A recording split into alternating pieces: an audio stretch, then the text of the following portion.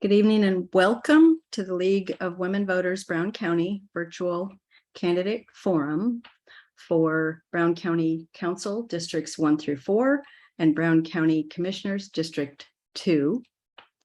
I'm Sherry Frank, the president of the Brown County League. The League is nonpartisan. We don't support or oppose political parties or candidates. Our goal is to provide voters with information, candidate information published in the Democrat newspaper and in the online guide vote411.org, and candidate forums like this one to encourage everybody to vote and help people be informed voters. We want to thank the candidates for joining us tonight and all of you for participating. Our forum co-sponsors are the Brown County League, Brown County Chamber of Commerce, and Hoosier Action. A few business items.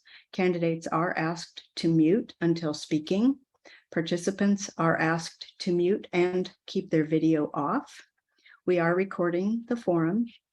We will post the recording on the Brown County League of Women Voters website after it's completed. The forum is about 60 minutes.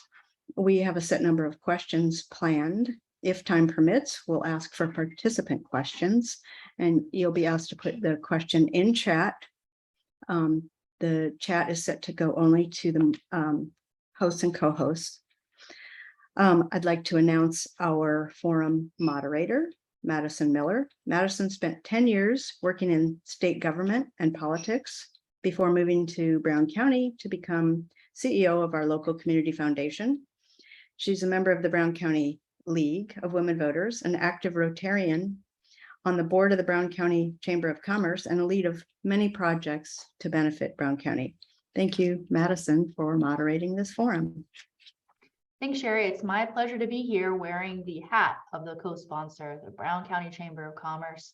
Tonight's candidates in attendance for County Council District 4 are Republican Jim Kemp, Democrat Marcia Taylor.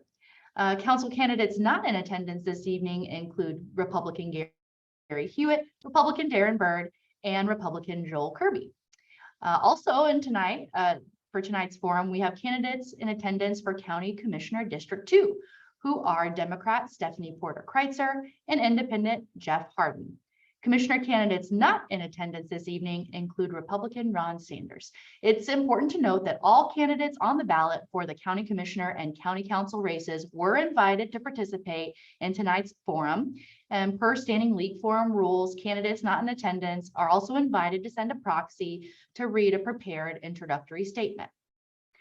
We'd like to thank the Brown County Democrat for their ongoing coverage of the forums and encourage everyone in attendance to pick up a copy of their general election voter guide, which highlights candidates that responded to the League's questionnaire. That is the September 28th edition of the paper, and additional election information is available on vote411.com. The candidates in attendance tonight have been briefed on the rules for this evening. Each candidate will be asked to give a 1-minute opening statement. Then we will move to a series of questions where candidates will have 90 seconds to provide their responses. And when there are 10 seconds remaining in a candidate's response, our timekeeper, Pam Rader, will hold up a yellow card, which the candidates can see now, and a red card will be presented when time has expired, at which point I may ask candidates to wrap up their response. The order of the questions will rotate so that one candidate is not always the first to answer questions. And as Sherry shared, if time permits, we will take additional questions from the audience, and anyone in attendance tonight, we encourage you to put those in the chat box at any time during tonight's forum.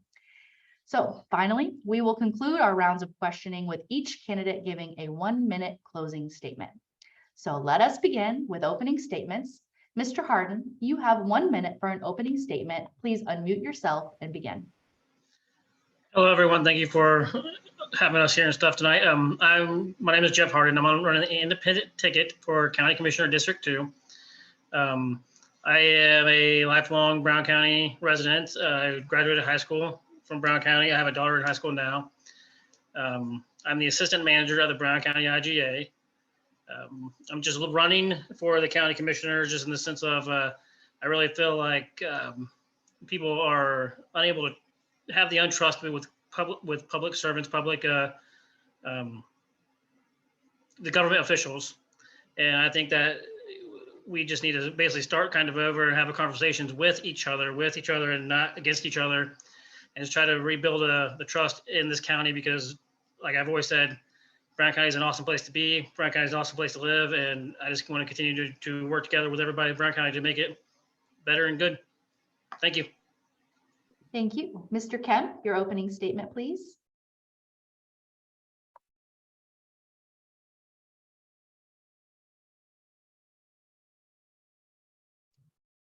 Hey, there we go. I got it unmuted. Thanks everyone for joining, and thanks for inviting me to attend this Zoom meeting. First off, my name is Jim Kemp, and I'm running for the Brown County District 4, which is all of Van Buren Township. It is the west side of the county. Was it Jackson? We got Jackson 4 that we represent. And then we also represent Washington 3, which is that west side of the county to the Maroon County line. It's just real simple for me. I've been providing financial planning services for the last 32 years. I'm a fiduciary, got involved in the county 5 years ago. And after 5 years of investing a lot of time and energy into the county, I've reached a point to where I know more than what I really wanted to know. And so I couldn't turn a blind eye. So I'm running for county council. I'm out of time.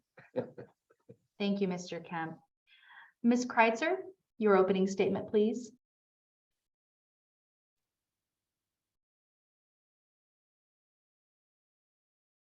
Okay, here I am. Thank you for inviting me tonight. My name is Stephanie Porter Kritzer. I am also a lifelong resident of Brown County. I graduated from Brown County High School. My kids graduated from Brown County High School. Hopefully I'll have some grandkids in there pretty soon. I've served 10 years on the Brown County School Board of Directors. I owned a business for a while with my husband before he passed away. I worked for the Brown County School Corporation as a paraprofessional. And I was when my kids were younger and when I was younger, very active in the 4-H program, and led some projects in the program. I was on the 4-H Fair Board as their treasurer and secretary. And I've been attending commissioner, council, election board, and school board meetings for well over a year. Thank you. Thank you. And Ms. Taylor, your opening statement, please. Hi, I'm Marcia Taylor, Marcia Grooms Taylor. I'm running as a Democrat for County Council in District 4. And thanks, Jim, for explaining where that is, because some people might not know. Also, I unfortunately or fortunately was not raised in Brown County. I did start coming here from an early age, attending camps. And this has always been a special place. I was raised in Jeffersonville, Indiana. And after college, I moved to Nashville, Tennessee. And when I got the chance to move back and live wherever I wanted, I chose Nashville along with my husband. We were fortunate that we could work wherever we wanted as long as there were high-speed internet. And we were patient and fortunately found a house in Brown County that had high-speed internet. And I look forward to serving the government in this capacity.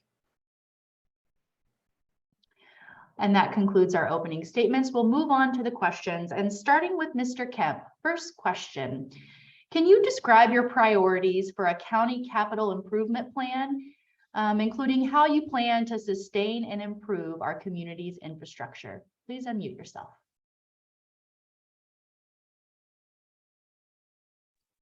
As I've said repeatedly over the last 6 months, if elected, my primary focus will be to go in and take a very hard look at the auditor's office and the DLGF. To give you an idea, this year we've got right at a $19 million proposed budget, and the commissioner's office in addition to the highway department and the justice system, represents 83% of the $19 million budget. So when you bring up capital improvements, that raises the question and the issue of, I found out this last 6 months that the county, we do not perform any sort of active inventory of the real property and inventory of tangible personal property. So when you get into capital improvements, then we clearly got to understand our inventory. We clearly got to understand what maintenance we've done, what maintenance we haven't done. And then lastly, what we have to do is we have to pay attention to our expenses the other 10 months, because right now our proposed budget was roughly $900,000 in excess of the circuit breaker. And if we do our job, which is pay attention to the expenses for 10 months, then meeting that DLGF budget proposal every year should be an issue. It shouldn't be an issue, and we have got to build our rainy day fund. Thank you. Ms. Kritzer, same question. Can you describe your priorities for a capital improvement plan, including how you plan to sustain and improve our community's infrastructure? All right, that's a big question. That's a toughie, but I will say I agree with Jim that we need to know what we have and what we need and use our money for the needs and not necessarily the wants. Also, I know that there are unexpected expenditures that came up this year. Price of fuel went up. The price of food went up, which really impacted the sheriff's department. So I think looking at the budget and being very smart and intentional on our spending is very important. Also, maintenance, so that you don't get into a situation where you have to fix something, you are maintaining it. I was in an office the other day, looked at the floor and was quite appalled by the shape that it's in. I know that carpet was put in so that it could be easily taken out or cleaned, and it looked like this carpet had not been cleaned for quite a while. What we have to take care of. And that's what I'm thinking. Thank you. Mm. Ms. Taylor, same question. Please describe your priorities for a capital improvement plan. Well, right now, I'm not sure that we have a lot that we can spend money on. We have consistently run up against our budget every year. We need to look at some alternate means of funding or raising funds for ourselves. We need to cooperate with the state. We need to look at other grants and resources that may be available so that we can continue to not only sustain and maintain, but also look at those improvements. But right now, we're not in a position that we can make improvements. We need to work on our sustainability right now.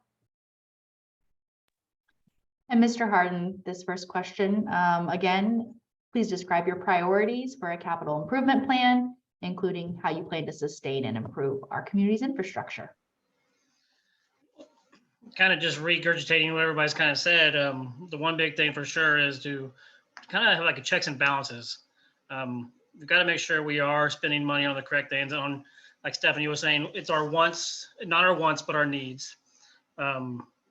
So kind of with the highway department, like with the fuel costs and the maintenance things, and keeping up on, especially like the highway department, the equipment, making sure we are, all the trucks are moving, all the trucks are well, the spreaders are good. The just equipment is huge because as we've seen lately in the last year or so, how hard it is to get a hold of trucks, equipment for the trucks, and then the back orders, and like just the office buildings also. We just got to make sure our maintenance is up to par, and we are listening to the offices as far as what they need, what they could be needing in the next few like months or something. And then it also comes down to all the the programs that are coming out now with what Jim was talking about, the mapping systems and stuff like that, just to kind of keep aware of everything that's going on, which is very hard and very time consuming, but we've got to put the effort in the time to make sure we're kind of ahead of the game instead of catching up to the game. Because if we're ahead of the game, they'll save us a lot of money besides playing catch up. Okay, this next question starts with Ms. Kritzer. Are there other infrastructure projects for the county that you would support? And if so, why? Oh, there's probably a ton. I know we're concerned about our sewage and septic systems, the infrastructure there. High-speed internet still is elusive to a lot of people, and that affects commerce, that affects education, it affects anyone who wants to settle here and start a business and be able to work from home, which we're seeing that all over the country as a trend. And we need to support those programs, as well as keeping our roads passable and safe. I worry sometimes when we pave a new road or pave over a road, that the speed limit doesn't matter. People are driving faster, and that's a little scary, more than a little scary. So those sorts of things would be priorities to me.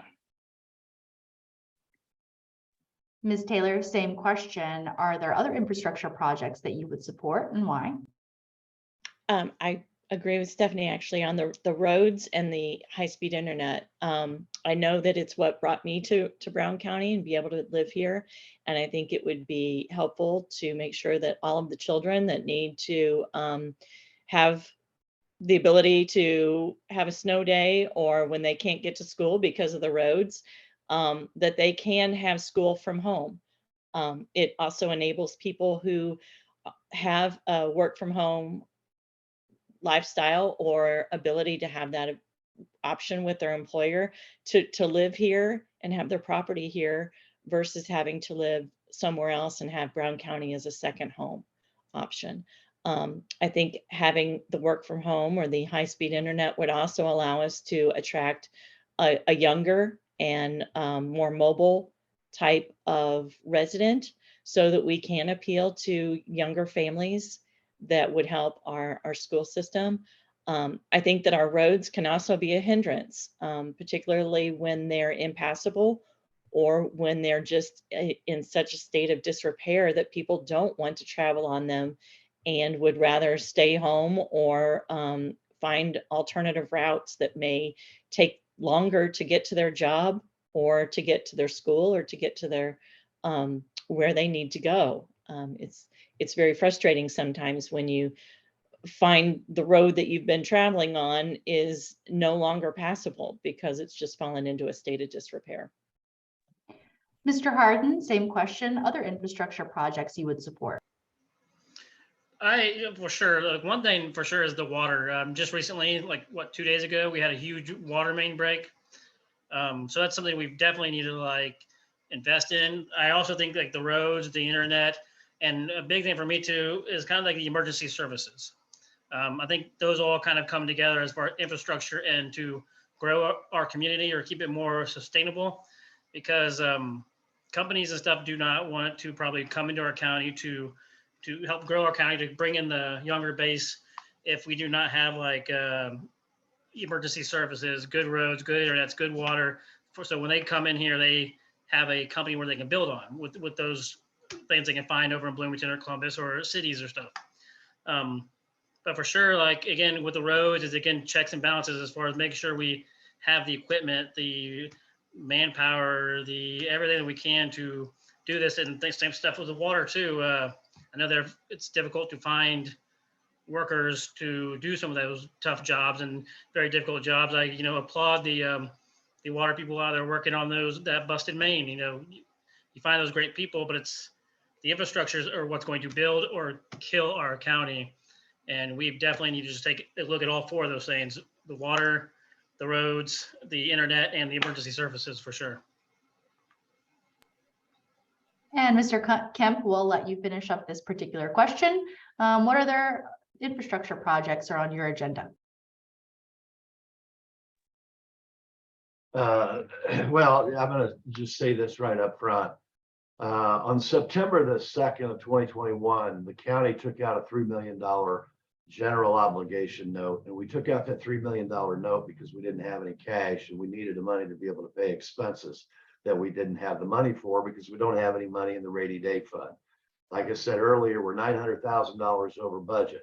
So my concern is we've got to build our short-term revenues and find ourselves in a place that we no longer have to be able to take out, I refer to it as a county credit card.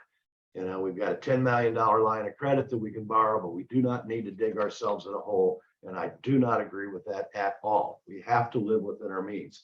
Number two, the biggest challenge we've got coming up is over the last 5 years, we've invested $900,000, 270 grand in the Brown County Regional Sewer District. And we just put $700,000 into Helmsburg and the Regional Sewer District. We have this wastewater treatment plant. I have been told we're looking at anywhere from $35 to $50 million project. The challenge with the grant money to be able to buy the long-term note down to get that target $65 a month a utility bill premium is those grants always have matches. And we don't have any money to match the grant. So we have got to immediately in the next 2 years, put our heads together, work as a team, you know, and figure out how we're, you know, what do we value? And is this something we really want to do? And can we afford to do it? Thank you. Our next question goes to Ms. Taylor. What is your view on requiring departments to address environmental impacts and cost savings? One example of this might be simple, but installing LED light bulbs in the county building. Ms. Taylor? I personally would love to see LED as long as they're dimmable or don't contribute to the light pollution. I think that's one big factor when we look at these LED lights is that they can be too bright or too damaging, especially when we have to consider that we have natural environments, we have state forests, we have state parks that we need to maintain. And any additional lighting, if it's saving energy, that's great, but we can't contribute to the light pollution that affects the wildlife around us. So we have to balance these things when we're looking at making improvements, that we're not just making them for the sake of one thing and sacrificing another. We seem to get into that a lot. And I would, before we push ahead with any type of improvements like a light LED light, then I would want to look at that. I do think that we are in a unique position because of our forestry and natural resources that we should be and are and work to be more environmentally friendly. You know, we see those impacts on the environment when changes are made too quickly. You know, when roads are changed or when alternate routes are being enforced and then the roads degrade or there's wildlife disrupted because of the changes that were made. And we can see that because we're so close to the nature that I think we need to balance any type of environmental initiatives to make sure that we're not doing more harm than good. Mr. Harden, what is your view on requiring departments to address environmental impacts and cost savings? I believe that, you know, we need to do what's best for this county. And I also believe that there are a lot of people in this county who, I would say probably 95% of people in this county are very conscious of what they're doing to the environment, because that's why, in all reality, why we all love living here. It's a beautiful place to live. A lot of our income comes from tourists and things. And, you know, that's why they come here to visit the beautiful nature we have. I do like what Mrs. Taylor was talking about, like how we've got to be sure that when we make changes, like, you know, say we pave roads or whatever, that we're making sure we're not making the waterways go different ways to erode places, to make roads more dangerous.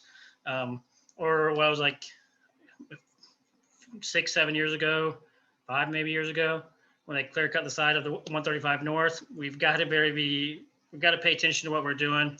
It's all about checks and balances. I'll harp on that till the day I die.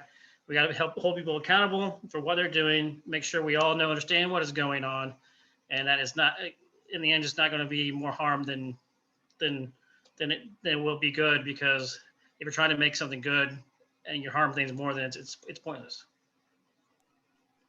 Mr. Kemp, your turn. What is your view on requiring departments to address environmental impacts and cost savings?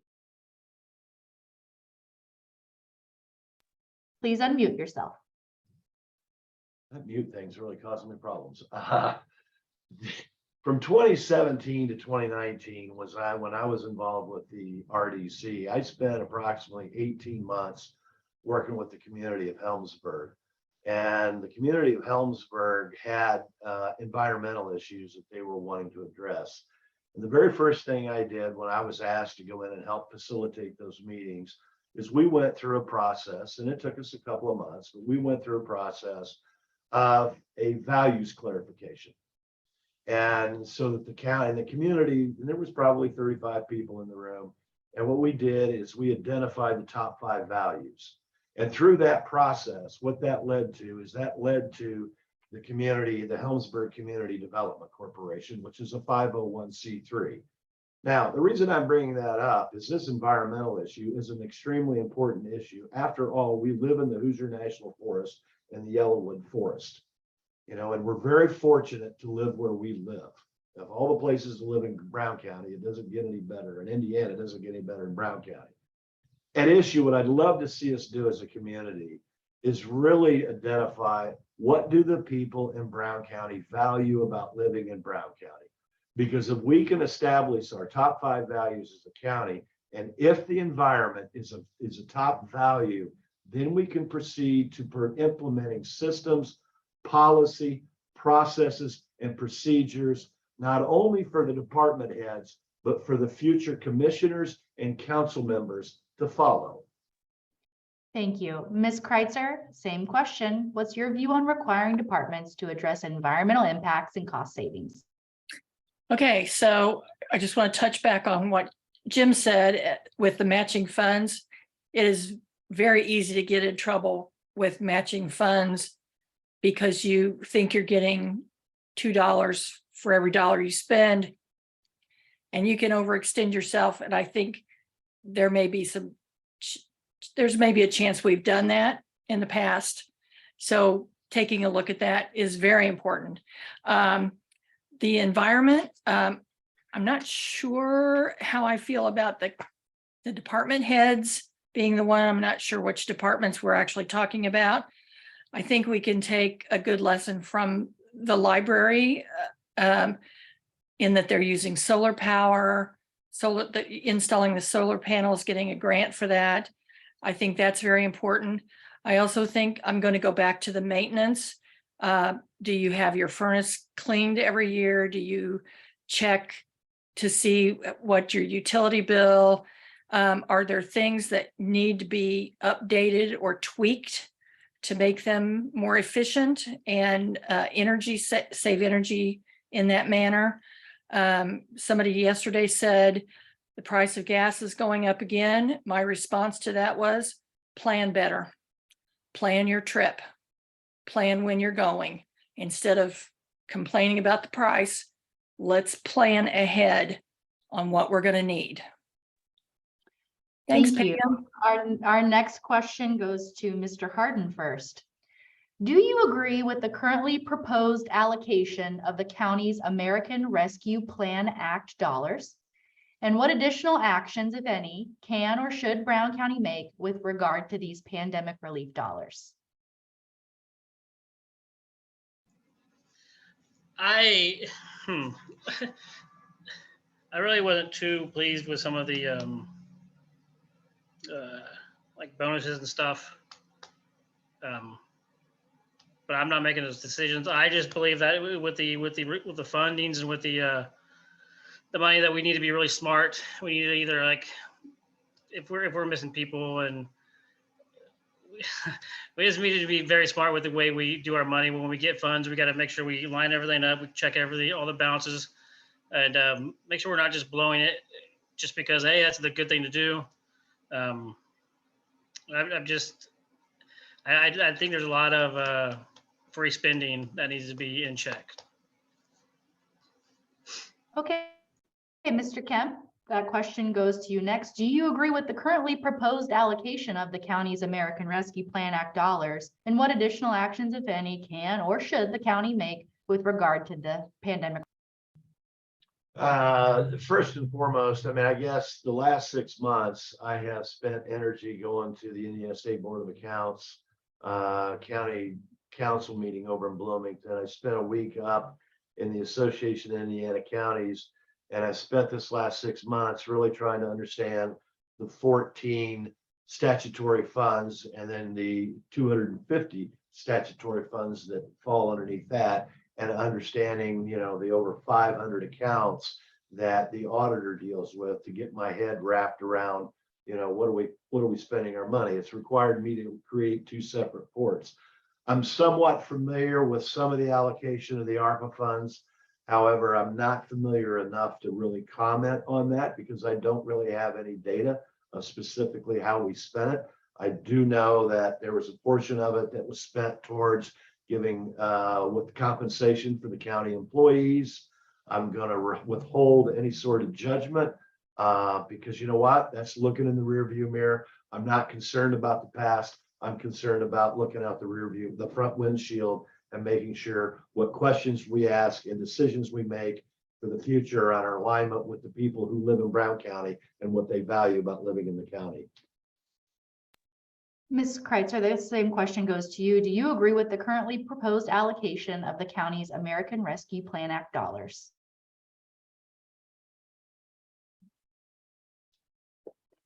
Please unmute yourself. You do that. I would say that I'm not exactly sure of the entire plan.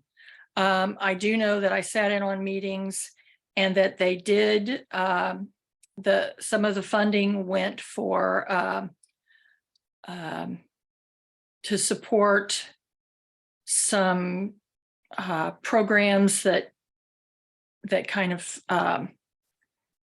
for example, we couldn't have court in the courthouse because there was not enough space. But the one, I will say that the one thing that bothered me is not necessarily that we gave money to the employees, but that the commissioners allocated money for themselves. And I would never have voted for that, ever. And that's, to me, that I've never voted for a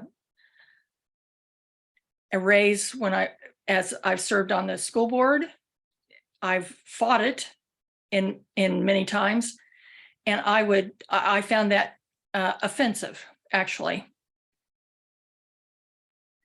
And Ms. Taylor, you will wrap this question up for us. Do you agree with the currently proposed allocation of the county's ARPA dollars?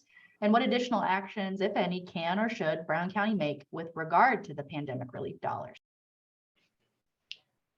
I am not sure about the currently allocated money for what's coming in. I have not seen that. However, I was in a meeting where the proposal and the decision was made to spend some money, and I did not agree with how that money was going to be spent on the sewer wastewater treatment in Helmsburg and the employee raises. That was something that I felt needed more discussion, especially when considering that elected officials were included in that. I don't believe that elected officials should have benefited from money that could have gone to employees versus elected officials. And so I did not agree with the way that the previously allocated money was spent. And I need to look at what they are being proposed, because if there's a chance to speak up against that, if there's something that I disagree with, that I will be doing that. Okay, Mr. Kemp, the next question goes to you. What commitment, if any, will you make to hear and respond to constituent and community concerns before decisions are made? Yeah, I'm pretty passionate about that question, and I think I've been fairly verbal. First and foremost, you can go to jimkemp.com right now, and under jimkemp.com, there's about a 2,200 word bio that will give you all the information I think you need. In addition is my email address, my cell phone number. And so I challenge anybody that's on this call to certainly feel free to give me a call, and I'll be more than happy to have a conversation and listen to your concerns about the county. Number two, if I make it past, if Marcia doesn't meet me in November, then and I make it to January, the first thing I want to, if I can get some people involved, I would love to have we were doing this back when I was in the RDC, and then COVID hit in 2020. But we've worked out an agreement with the Playhouse, and I'd like to see us go back to having a semi-annual event at the Playhouse, including the school board, okay, or the school system, and let's have a semi-annual meeting with a format where everybody comes and we talk about where we've been, where we are, and what challenges we face. In addition to that, I would love to create and have people that would be willing to show up, and we can have them at the library and get to do monthly meetings so that everybody can get together and we can talk about these issues. We can talk about before the commissioners vote on it. We can talk about it in advance, and we can begin to work together to get clear about what we value as a county. Thank you. Ms. Kritzer, same question. What commitment, if any, will you make to hear and respond to constituent and community concerns before decisions are made? Well, I feel like I'm available to the community in general right now. I love the idea of the community meetings. I have attended a few meetings. For example, I was down at Van Buren when they had some questions for their commissioner that represents them, and I felt like it was it was a fruitful meeting. A lot of issues came out. It was civil and no personal attacks, which was very nice, because sometimes that can get out of control. I believe Jim is right that the county and the schools need to work together. We're all in this together. Phone calls should be answered or responded to and not ignored. That's my belief. So Thank you. Ms. Taylor, same question. I agree. I do think that a county forum such as at the Playhouse would be a great thing to see and to attend, and to also be open to that. I also believe that the county website should be more accessible to people and be able to submit and ask and answer questions. I think that's a great resource that's underutilized right now, particularly when it comes to posting meeting agendas and information. Right now, we seem to do a lot after the fact, and I would like to make it more proactive. I would also like to take some of the discussions that you see online into an in-person forum. I think they might lead to better communication and more civil discourse. Versus than what we see on social media sometimes. I would be interested to be anywhere and have anyone talk to me as well. I frequently attend different events in the community and would not shy away to any discussion in person or by phone or whatever means people are comfortable with. But I also feel that it goes both ways, and the county officials need to put more information forward than relying on people just to come complaining on any behalf that they have. So I would like to see the county website improved as well. All right, Mr. Harden, same question. I am 110% committed to hearing what the people have to say and working together to make working together to have a solution for our problems, our issues and concerns. That's what we are elected to do. We're elected to serve the county the best we can. I really think is what Jim was talking about, having like a big county forum thing was awesome. And then the idea about Stephanie, when I didn't know they had like a like down in Van Buren, she said the commissioner, they had like a meeting to talk to. I think that's fantastic. I mean, that's something that whoever, Stephanie, myself, or Ron, whoever gets elected, that we should do that for District 2. We should have something every month or whenever we can to get together and have people come and ask questions or show concerns what they want us to bring up, or maybe they don't know how to gather, maybe they don't have the time to hit some of the county commissioners meetings to ask the questions. I think that'd be fantastic. But I mean, in turn, whether it be the school board, the county council, the town council, the county commissioners, all of us have got to figure out to put egos aside. We all love this place. We all want this to be the best for us. We all want this to be a successful county, because if not, then we're all running for the wrong things. But I think that everybody here tonight, it seems like they are all running for the same thing, to be best they can be, to have the county become the best they can be. And the only way to do that is 100% work together. We're not all going to agree on the same outcomes, but if we're good together, then I think we'll make it great. Thank you. Ms. Kritzer, the next question goes to you. Do you support the creation of a land bank as proposed by the County Redevelopment Commission? Why or why not?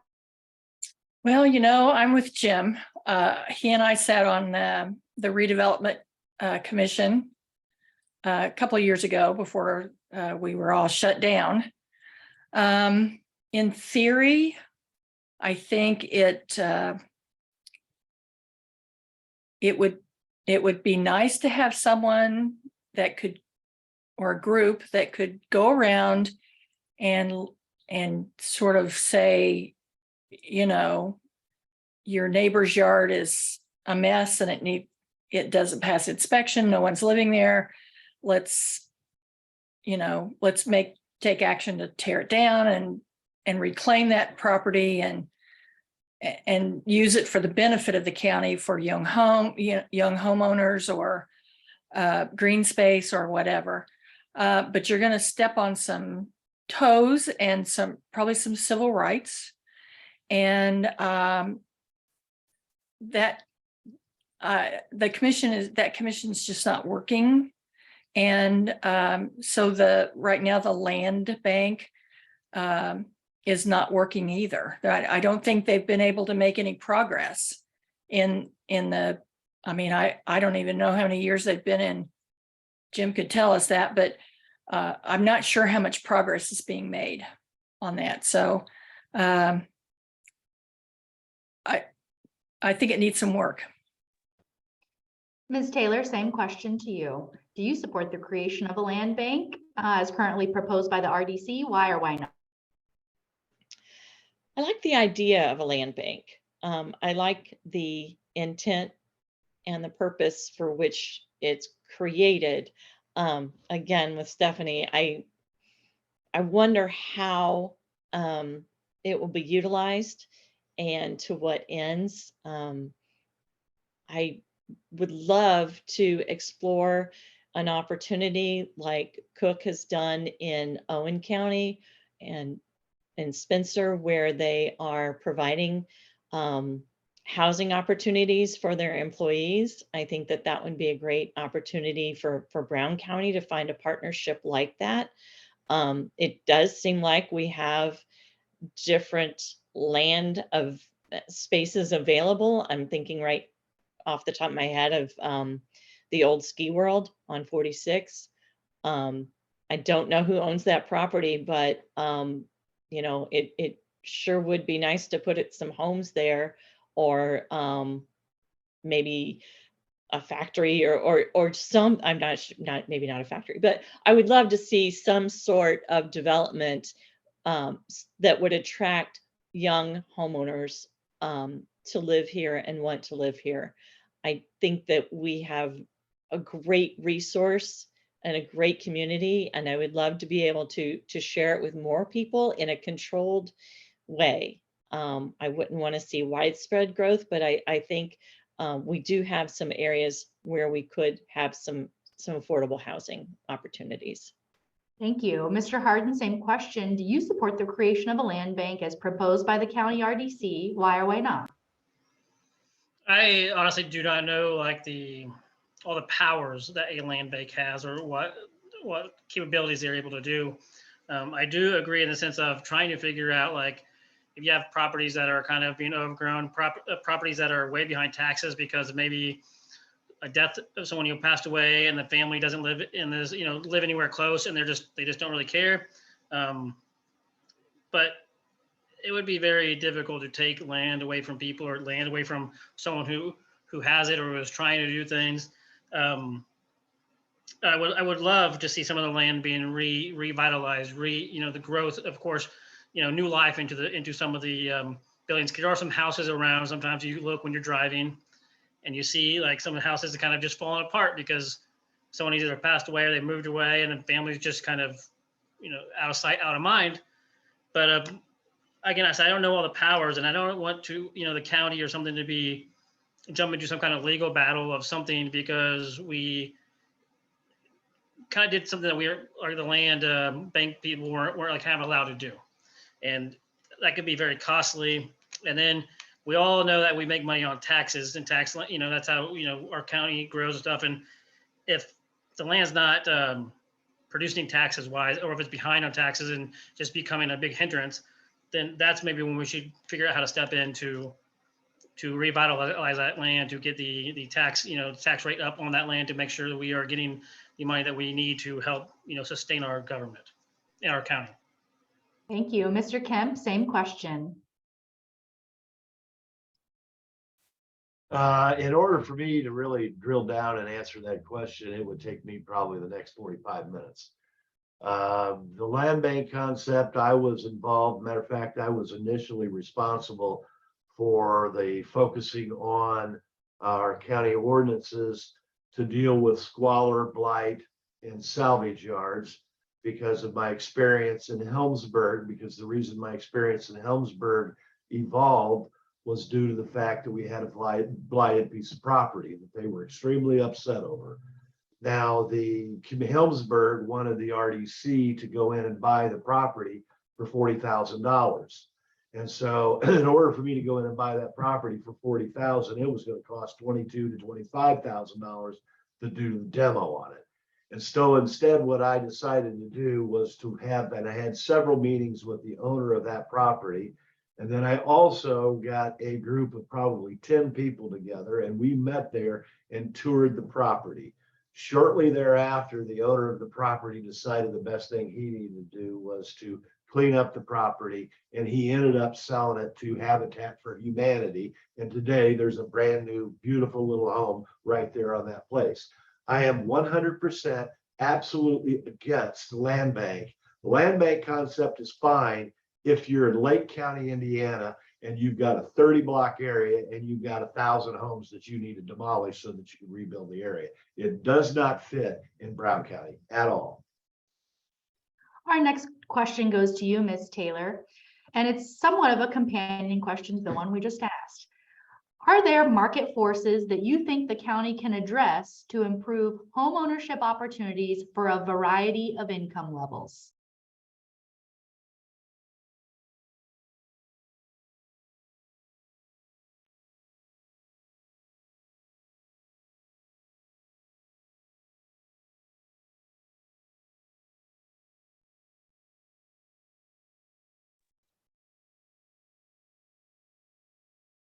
Marcia, can you hear me?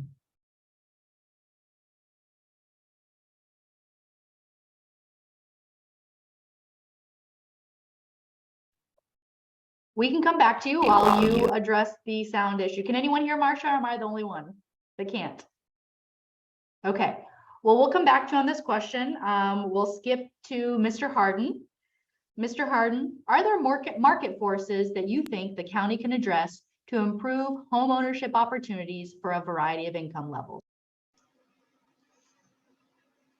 The one thing that kind of I intently am not a fan of are the multitude of vacation homes that people are purchasing and turning into vacation homes, because that drives up cost of, like, if you have a really nice home and it becomes a vacation home, they're usually really, really nice. And I love nice houses and stuff, but they usually drive up the land value. And our county does not have, we have the largest state park in Brown County. We have the Yellowwood State Forest. We have a lot of land that is not taxable. So then when you add like very nice homes, vacation homes, and then you add the taxes, those things, it drives up the cost of everything. So when if someone comes in here to purchase land, as we all know, land in Brown County is very expensive. I know it's high demand, so that does play a cost in it too. But as far as like markets and stuff, you've got to look at things. Companies or businesses that are going to come in here and provide year-round like jobs, year-round stuff for people to come in here and want to live, because our schools are excellent. So that kind of drives in people. But if you don't have places where people can come in and work and live, then why live in Brown County when you have to drive 20, 30 minutes for a year-long job that's going to pay a good wage? So you've just, market-wise, you just got to look for anything that where people want to, have a year-round job at a sustainable price. Thank you. Marcia, would you like to unmute and check your sound again?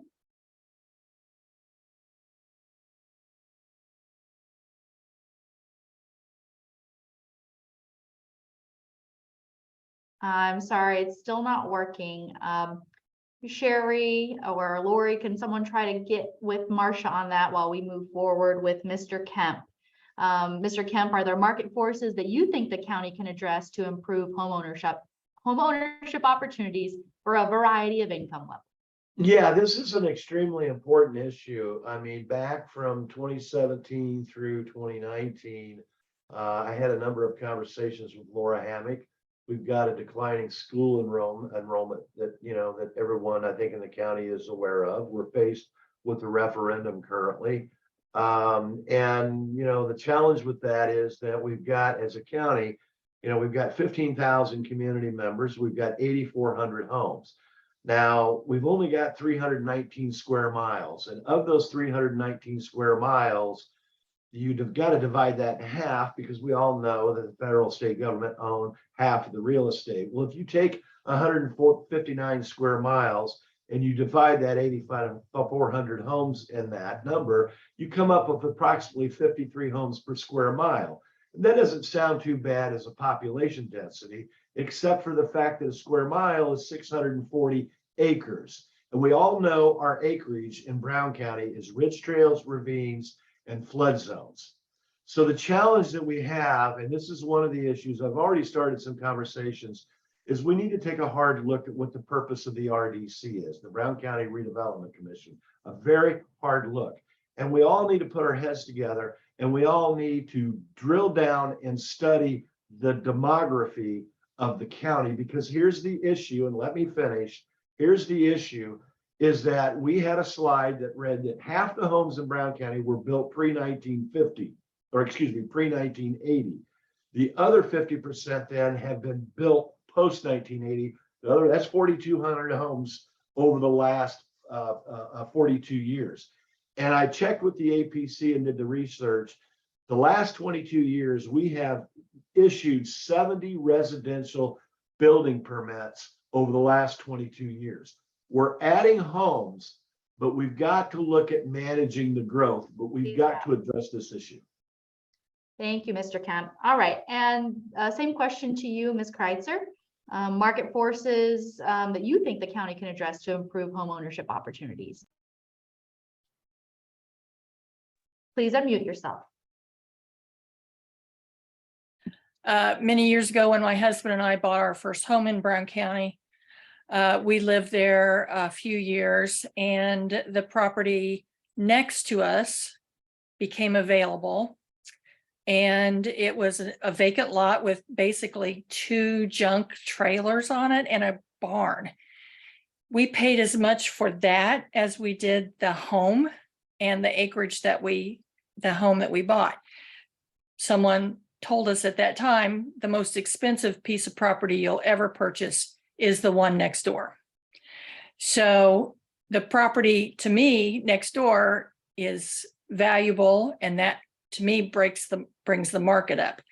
The tourist homes, I don't really have too much of a problem with. I think they're not only are they bringing in property tax money, but because they are on the tax roll, they're also bringing in innkeeper's tax, as long as we're as long as they're being able to be tracked and file that the way they're supposed to. Is the property in Brown County expensive? Yeah, but it pretty much is everywhere. And I think there are some places and opportunities. I've been toying with the idea of new teachers, perhaps some housing for them at a reasonable cost for them to move to Brown County, live in the community, get to know the kids and the community, Thank you. without it breaking the bank.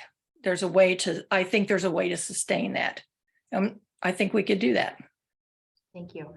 Okay, Miss Taylor, we're going to try again. I think we're on the right track. Say something to me, please. I can hear you, and that's the Okay, best I'm going to part. repeat the question and give you a moment to collect your thoughts. Are there market forces that you think the county can address to improve homeownership opportunities for a variety of it? Yes, I believe there are market opportunities. I don't think that they are unique to Brown County. Most of the issues that I see that Brown County struggle with, the tourist homes, the lack of affordable housing, and the tourist income rental properties that people are taking advantage of or buying and making tourist rentals. I think that's going on across the country. Rising home costs are also a countrywide issue. They're not unique to Brown County. So I do think there are opportunities that Brown County can take advantage of, because it's not just affecting us. It's affecting a multitude of counties from small to large. These are issues that everyone is struggling with. And I think that collectively we could find solutions, and we don't have to find an answer to ourselves. It's not a problem that's unfortunately unique to Brown County. There are problems in Bloomington, there's problems in Columbus. The lack of affordable housing is a widespread issue, but it's one that we need to look and find a creative solution for. And I think if we partner with other areas, then we can look and see how we can apply that here. One of the things, it's hard to find housing right now, no matter what price range you're looking for. It's just indicative of the market right now, but I think there's opportunities we could take advantage of. Thank you. Our next question will begin with Mr. Kemp. Mr. Kemp, what role, if any, does the Brown County Music Center play in long-term financial planning for the county? It's absolutely instrumental. The music center, I know a lot of people dislike the way the approach, but I will have to give credit to the private sector. It was genius the way they pulled it off. But the reality is with the music center now, we now have, let's face it, Brown County is 15,000 people. It's 319 square miles. And you know what's really great about Brown County is we set smack dab between 500,000 people. We've got Bloomington to the west. And everyone knows this. So here's the issue. We're an entertainment, hospitality, retail sector. And that's what we are. And I would support us to be the best at providing entertainment, hospitality, and the retail sector. The only challenge I have with that is that we have to manage our growth, because the only thing that concerns me with managing growth is I don't want us 28 years from now to end up sacrificing the very thing that we all value about living in Brown County. So I have to pinch myself. All right. I'm so fortunate and so grateful. I've lived in 11 counties in the state of Indiana. So I have perspective, and I've been here going on 15 years. And you know what? If you're going to live in Indiana, it doesn't get any better than Brown County. So I don't know if as the moderator, I'm allowed to, but I agree with that sentiment. I think we all do. I'm just voicing it. Ms. Kritzer, same question to you. What role, if any, does the Brown County Music Center play in long-term financial planning for the county? I think it's imperative. There are naysayers out there, but it's proving its worth. I think there were questions about the way the financing was taken care of, but I've done some research. It's paying its bills. I mean, thank goodness. I mean, who would have ever guessed that this would be the first time they've been open for a whole year? I mean, this is 10 months in a row.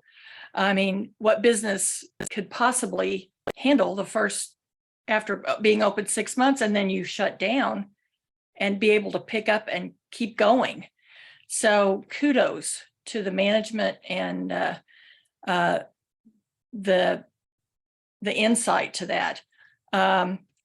It's no longer a field, so therefore there are taxes that are being paid on that.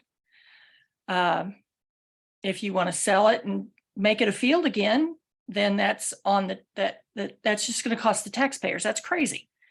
It's also bringing people into the community again.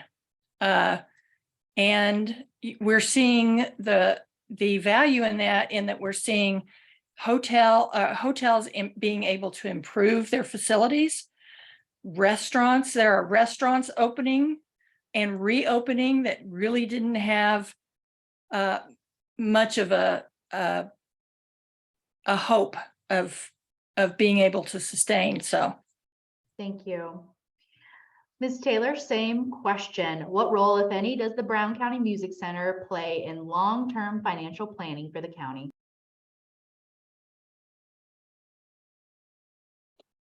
I do agree. It has played a major role in bringing people here and helping people stay here longer.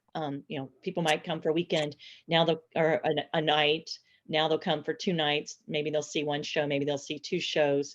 I think it's given people more opportunities to visit Brown County that maybe wouldn't have come here before. I think they've done a great job in bringing a diverse lineup of shows to the area, and I hope it continues. I hope they continue to encourage people to come to Brown County and to not just come for the show, but stay for the weekend.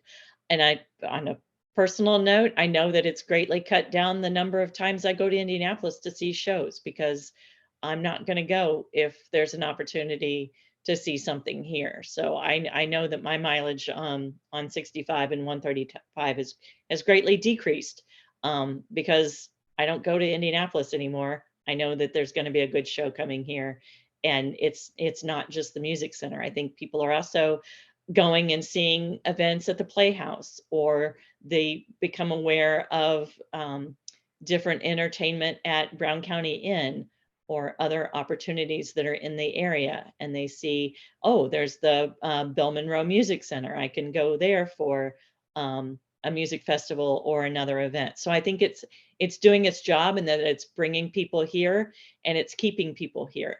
And I think that is good for the long term. And Mr. Harden, we will wrap up this question with you. What role does the Bcmc play in long-term financial planning for the county? Well, like Jim hit up, this is a hospitality entertainment place. I've lived here for 40 years. It's never going to change.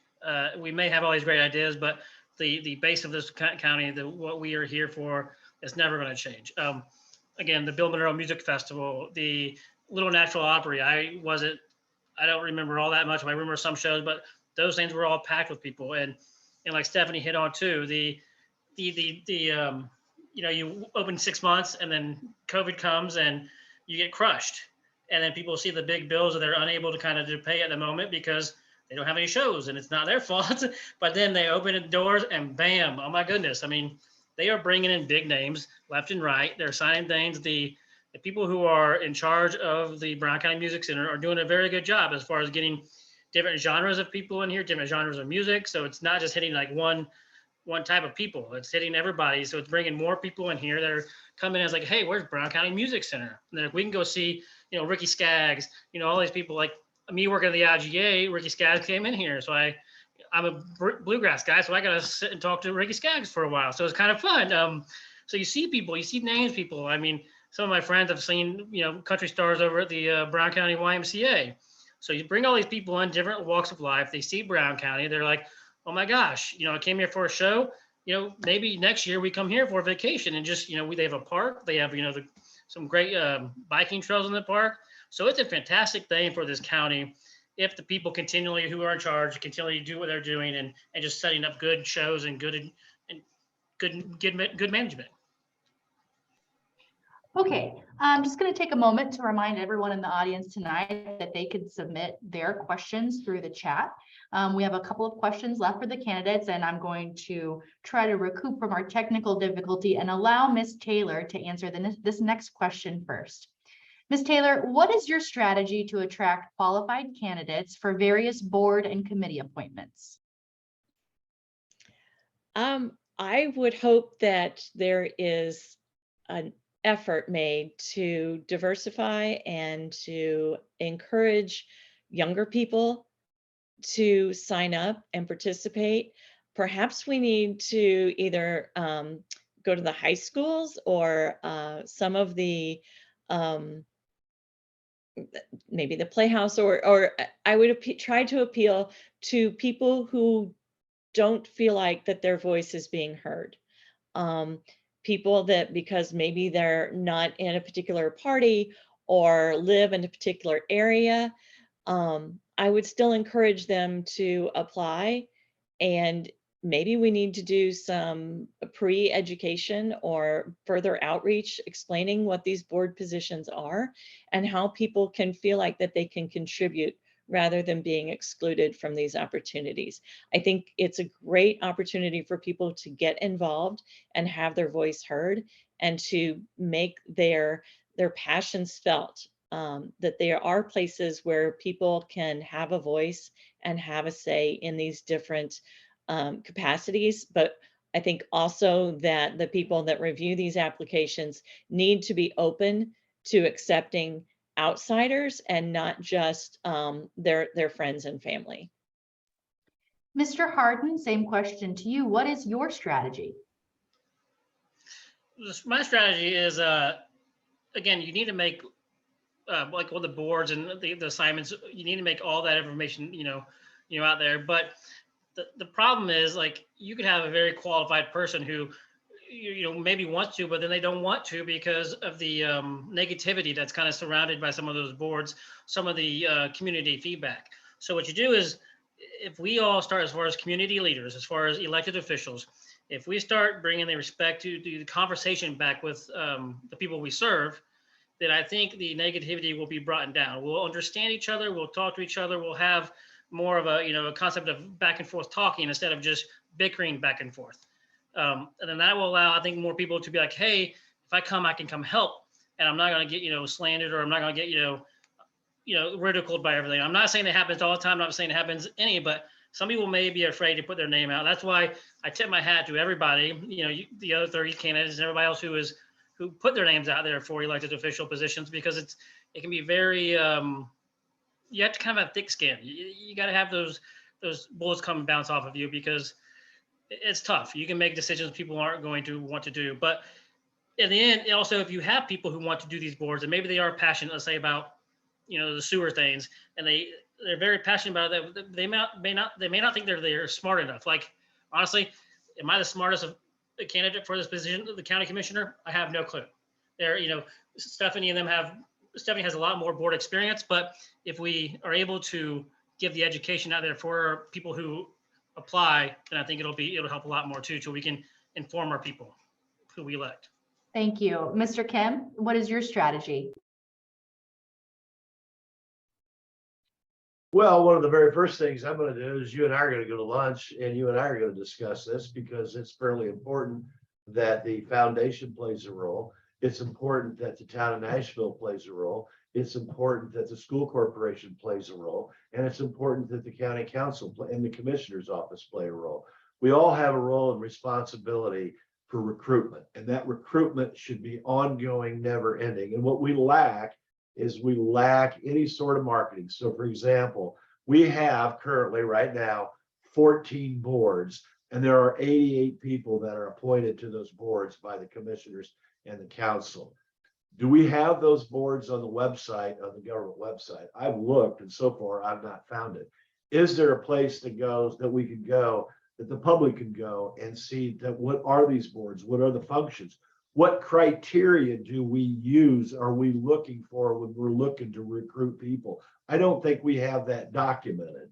Matter of fact, I think we lack any system, processes, policies, procedures with regards to trying to recruit, trying to get the community to get actively involved. And Lord knows we need volunteers. I mean, the volunteers in this county do so much for the county. And that should be an ongoing, never ending, monthly, right? And, you know, it's, for example, I brought it up earlier. I would love to see us have monthly community meetings. You know, we could bring people in and talk about these different boards and what the responsibilities are. So it's really an issue of awareness and all of us getting organized and working together in a collaborative effort, right? Because we identify that, hey, this is important, this is what we value, and let's get in the canoe and let's try to all paddle in the same dang direction, if you will, you know? All right, Ms. Kritzer, we'll move on to you. What is your strategy to attract qualified candidates for the various board and committee appointments? Please unmute yourself. I think I would also, I agree with Jim. People need to understand what the job, when you're going to sit on a board, what it is. We need to have some good criteria in place. We need to look at the best person and not their party affiliation. That needs to go out the window. The minute the election is over, out the window, that goes. Even before then, let's just say even then, before then. Well, I'll tell you a story about a young man that I sat down with. I'm guessing it's probably been about 8 years ago. And I said, you know, you should think about running for school board, or you should think about running for council, or you should think about running for something. I saw the value in this person. And guess what? He's running against me. I talked to Jeff for a long time about running for an office because he has value. And there are a lot of people in this county that have value. And we need to recognize that, appreciate it, let them understand that it's not a lifelong commitment or a daily commitment, but that they have something of value to contribute to their community. Thank you.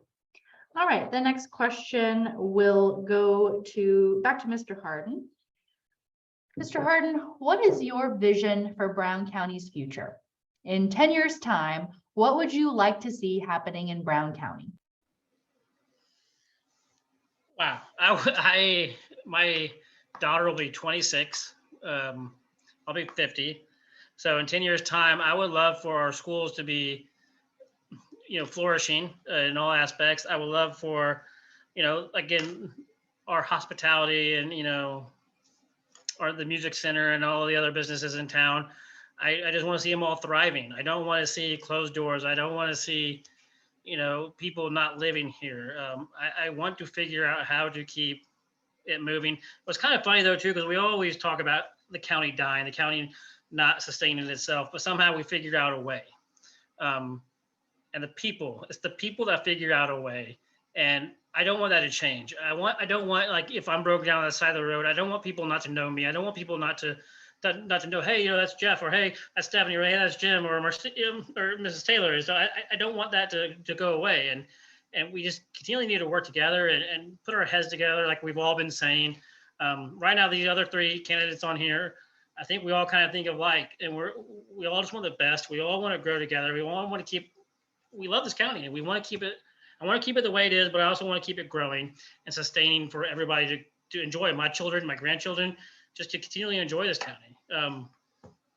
I don't want it to change, but I want it to be able to grow, and we need to be all on the same page to be able to sustain the financial growth and to move on, because things do cost money. Mr. Kemp, what is your vision for Brown County's future? And in 10 years' time, what would you like to see happening in Brown County? Well, as a financial planner, 10 years isn't long term. Let's go out 30 years. And, 30 years from today, actually, let me back up. 28 years ago, it was 1994, and I was 34 years old. 28 years from now, it will be 2050, and my daughter will be the age I am today, and I'll be dead. My concern for Brown County is simply this. This 319 square miles, in my mind, is the single most valuable real estate in the state of Indiana. And what scares me to death, absolutely scares me to death, is as the population of the state increases, we run the risk of having outside capital come in and buy up this county. And I really don't want to see that happen. And I really don't, Brown County has a heritage. It is a family county. It's where you live and you raise your kids. Our neighbors down the road, they have cows, they have horses, right? It's a great place to raise a family. We've got a wonderful school system. And I love our entertainment, hospitality, and our retail sector. But that's Nashville. And so to me, my concern is it's more about how do we put our heads together? Again, I'm going to be a broken record. What do we value about living in Brown County? And let's focus on managing our growth, because if we don't, we run the risk of jeopardizing the very thing that we value about living in the county if we're not careful. Ms. Kritzer, same question. What's your vision? And in 10 years' time, what would you like to see happening here? Well, my vision would be to have my kids close and thriving.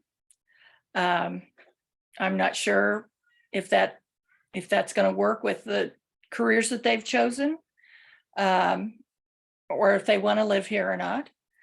I want it to be, I want them to be able to come home. I want it to be home, and I want it to be home for a lot of people. I do have Eagle Manufacturing with the school corporation. I do have some experience with the school corporation since I've been on the board 10 years, but what's the next step? We're expanding to the junior high and the high school. What's the next step? Well, back in some of these little valleys, there's a possibility of a small manufacturing.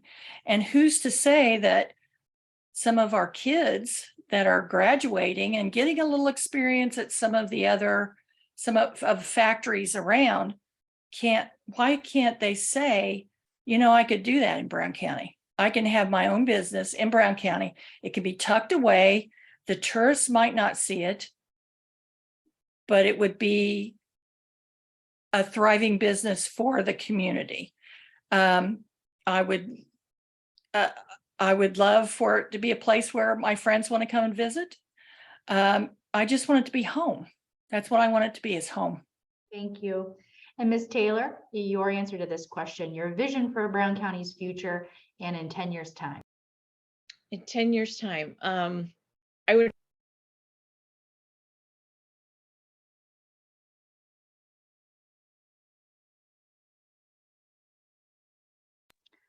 I'm sorry, Marcia, your sound has cut out again.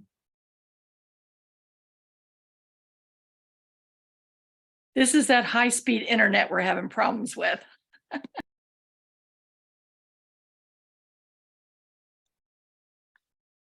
Okay, we'll give you an opportunity, Marcia, to fix that.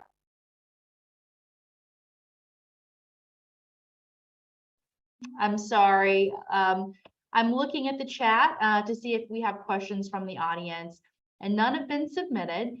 So we're going to move forward with our 1-minute closing statements. And if Marcia is able to rejoin us and regain her sound, then we will give credit back her time for that last question if it's okay with the rest of the candidates. Okay. Mr. Kemp, we're going to start with you. Your 1 minute closing statement, please. Okay, a little ad. Be sure to go to www.jimkemp.com. You'll find all my information there. And if you certainly want to talk to me, feel free to give me a call or email me. And I'm just going to say this. Been in the county 15 years. I'm a lifelong resident of the state of Indiana. I made, 32 years as a fiduciary financial planner. Love my state. I love my country. And I'm really falling in love with my county. And I am not a politician. All I am is a community taxpayer that wants to have a voice, because I think I can really support the county in a very positive, proactive way that will provide sustainable long-term change. Thank you. Ms. Kritzer, your closing statement, 1 minute. Okay, I just want to thank the League of Women Voters again for the forum and the opportunity. I think Jeff and I have both made a vow that we're not going to bring anything negative into the campaign. But I will say that if you don't feel like you can vote for me, I certainly hope you vote for Jeff. Because our opponent, who chose not to be here tonight, has some, in my opinion, skewed opinions and ideas that don't really make a lot of sense. So with that, I hope that whatever opinion you have, that you don't just put it in your pocket and leave it there. I hope you go out and tell your friends and your family and share with the community how you feel. Thank you. Mr. Harden, your closing statement. Thank you, Stephanie, for both of the comments, especially the comment about, talking to me about running for things. It is true. I would say, look, I want to be a service to this county. I want to to serve the county. My father always told me, if you elected officials are here to serve the county. Do I know all the right answers? No. Do I know all the right things to say? I'm probably going to say a lot of wrong things, but I'll be the first to apologize. I'll be the first to say I'm wrong. If I don't know anything, I'm going to 100% do my homework, because you have to do your homework. You have to do your research. You can't just take the word of everything.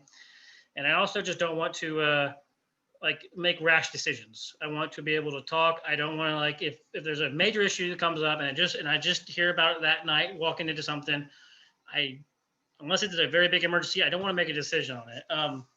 I am also not going to throw out negative things for everybody, because in the end, hey, we all live here, right?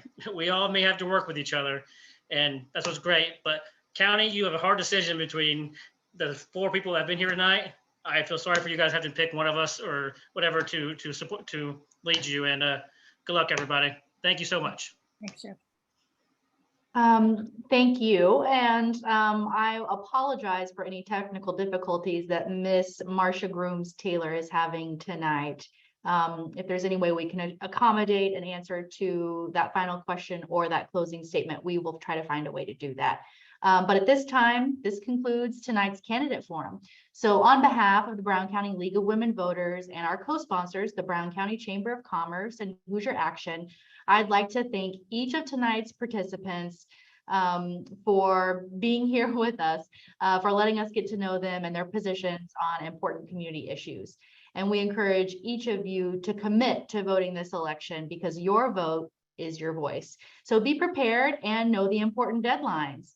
The first deadline to make sure of here on the screen is that you're registered to vote by October 11th, which is 1 month before the election.